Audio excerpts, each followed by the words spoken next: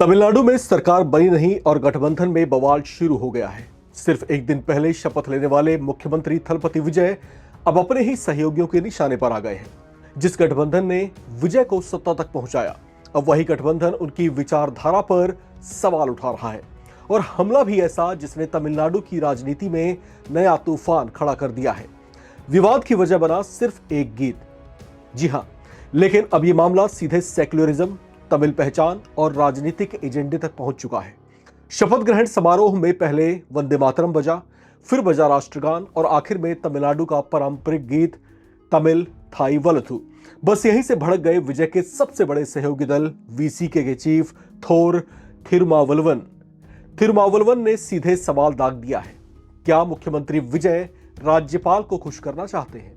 क्या तमिलनाडु की पहचान को पीछे धकेला जा रहा है?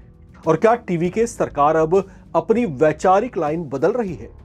इतना ही नहीं, विजय के 10 लाख करोड़ कर्ज वाले बयान पर भी उनके सहयोगी भड़क गए हैं। यानी सरकार बनते ही अब दोस्त ही विरोधी बनते दिखाई दे रहे हैं।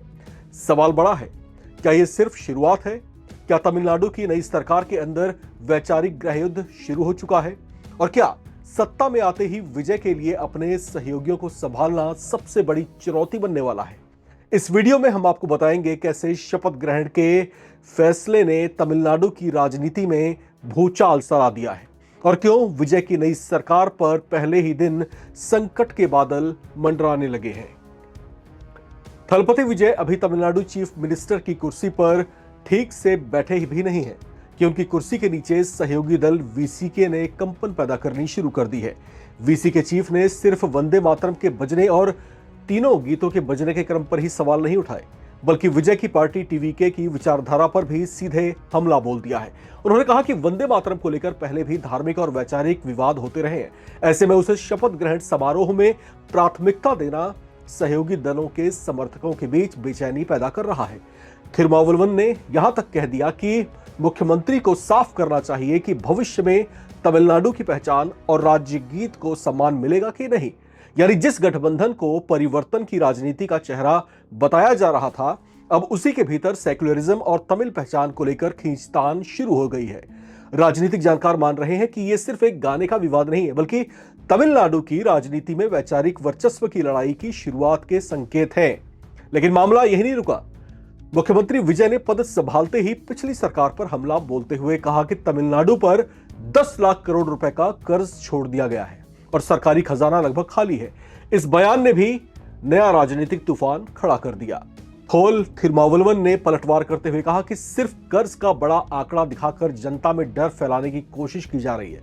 उनके मुताबिक किसी भी राज्य के कर्ज को उसके जीएसडीपी यानी कि सकल राज्य घरेलू उत्पाद के अनुपात में देखा जाता है और तमिलनाडु अभी भी 15वें वित्त आयोग की सीमा के भीतर है। उन्होंने इशारों में यह भी कहा कि नई सरकार को आर्थिक डर दिखाने की राजनीति नहीं करनी चाहिए। हालांकि दिलचस्प बात यह है कि तमाम आलोचनाओं के बीच थिरुमावलवन ने विजय सरकार की कुछ शुरुआती घोषणाओं का स्वागत भी किया है।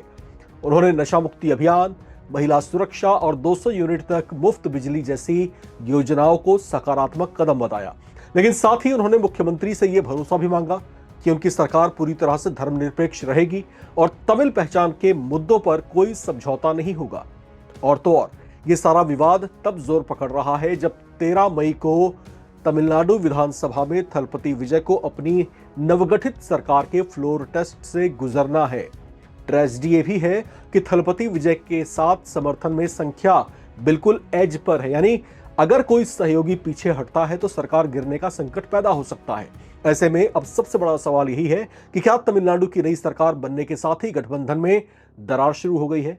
क्या वंदे मातरम विवाद आने वाले दिनों में और बड़ा राजनीतिक मुद्दा बनेगा?